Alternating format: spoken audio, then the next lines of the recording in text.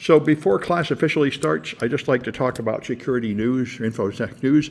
So this one's probably important to students. 6,000 student visas have been revoked, and the vast majority of them are support for terrorism, which means protesting Israel. That's what it means in America. That's what the current government regards as treasonous, and they'll deport you for it, which is why I go out and protest this administration every week. But many of my students do not dare because they're immigrants. And certainly, I would not do it if you're not a full citizen because you run high risk of being deported. There's a certain amount of risk of us being arrested, but if you're a citizen, the risk is a lot lower. And even my students who just recently became citizens are still too afraid to protest. And, it takes a while. This is the oldest American tradition, protesting the government, all the way back to the beginning. That's how we reformed. Yeah. Actually, I'm from Israel. Yeah. And right now, there's about 2 million, and there are about only 9 million citizens. Actually, 2 million from them are Arabs. I'm talking about citizens of Israel. And 2 million are protesting on the street against the government and stopping the war. Yes. So, so we don't say free Palestine from the river to the Right. sea because this talk Right. about the elimination of Israel. Right. We don't really think this is a great Of course, idea, but they do want to stop the war. We want to stop the war, to Yeah. get the hostages, and, Yeah. and to give to other nations to rebuild Gaza, and it Yes. will not be under. But this is 80% of the population in Israel. Yeah, well, I'm glad to hear it. Yeah. It's like here there's nothing you can do, even if Trump will not have approval of 80%.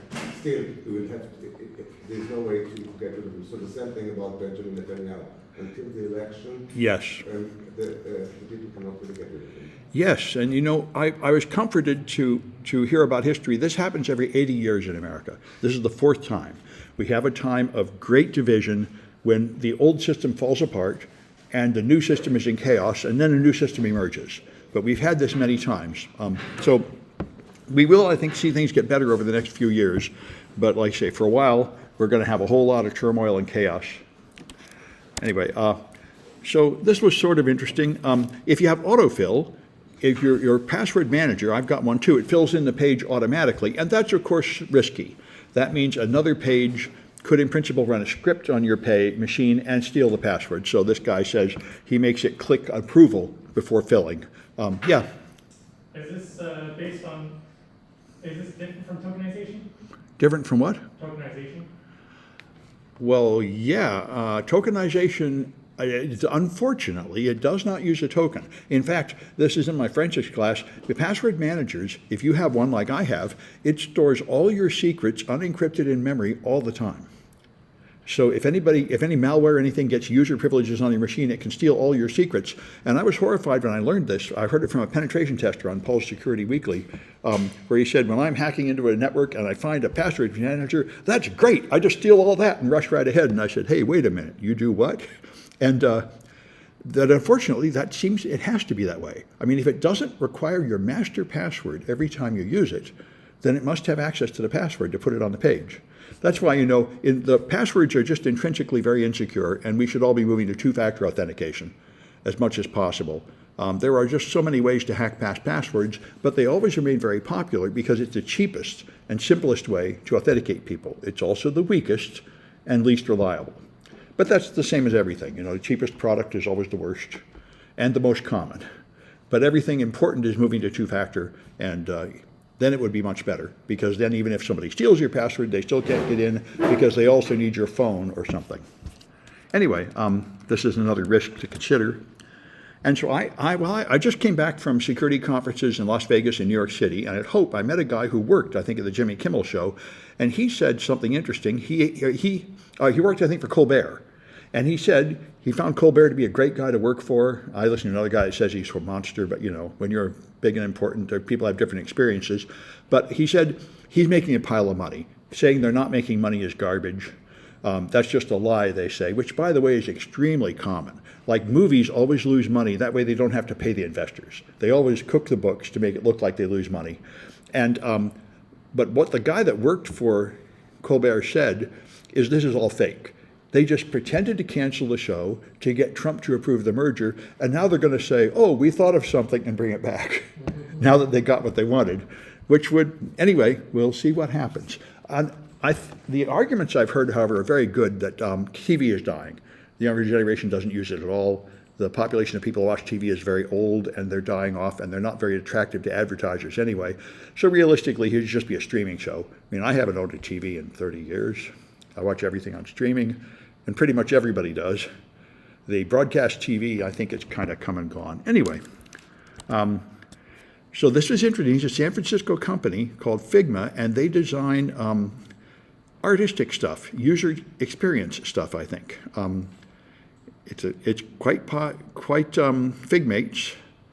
They have a playful and eccentric culture, and they design sort of artistic things, collaborative design tools. A little hard for me to completely understand what that is, but I've often told people, I often have students taking my classes that are not very good at the technical part, and I say, don't give up, because we need non-technical people very much.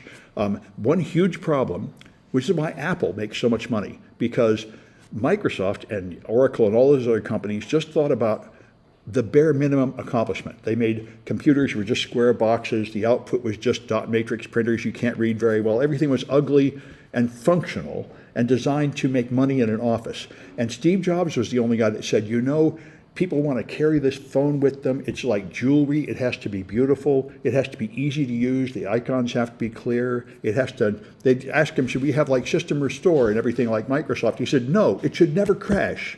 Make it so you don't have to have a repair feature. And he thought about a user experience, and this is something we really need. I know it happens to me all day. I go to a website, it doesn't work. I don't have the password. I have to recover the password. I try to buy something and it has weird boxes to check. I can't figure out which ones to check. Then it crashes. You know, about 5 years ago, there was a study that showed that half the people that tried to buy Christmas presents online just gave up because they couldn't navigate the web pages, and it hasn't gotten better. So I think there's a huge need for people to focus on making a good user experience. And non-technical people, like children, can play with it and tell you what's wrong with it. So make things you can actually use. Anyway, and so the Make America Healthy Again is putting out a report, and now it has RFK Jr., in addition to blocking vaccines and medical research with mRNA, which I must say I'm very upset about, because the mRNA vaccines are working against cancer, and I had cancer. Almost everybody I know, my family all died pretty much of cancer. I survived, but I sure would appreciate more treatments for cancer. That's important to me, and he's canceled it all. That's why American scientists are fleeing the country and going to Europe, where they can actually perform science instead of being inhibited by religious convictions. But anyway, now he's fed the Wi-Fi conspiracies into the draft. He said before that he believes that Wi-Fi breaks down the blood-brain barrier, so poisons from your blood go into your brain, which is complete garbage. And 5G is used to track you and your location everywhere, which is also complete garbage. But this is our current administration. This is something fascists always do. They appoint people who are completely incompetent to the roles because they're dependent on the leader. I mean, this guy could never possibly have a job without Trump holding him up, and that's why he puts a Fox News drunk host in charge of the military and everything else. They're all completely dependent on the leader, totally loyal to him, because without him they would be fired immediately, since they're totally incompetent. This is a common trick. As long as you don't mind destroying the country and all you care about is solidifying your power, it works. Anyway, that's enough of the news, such as it is.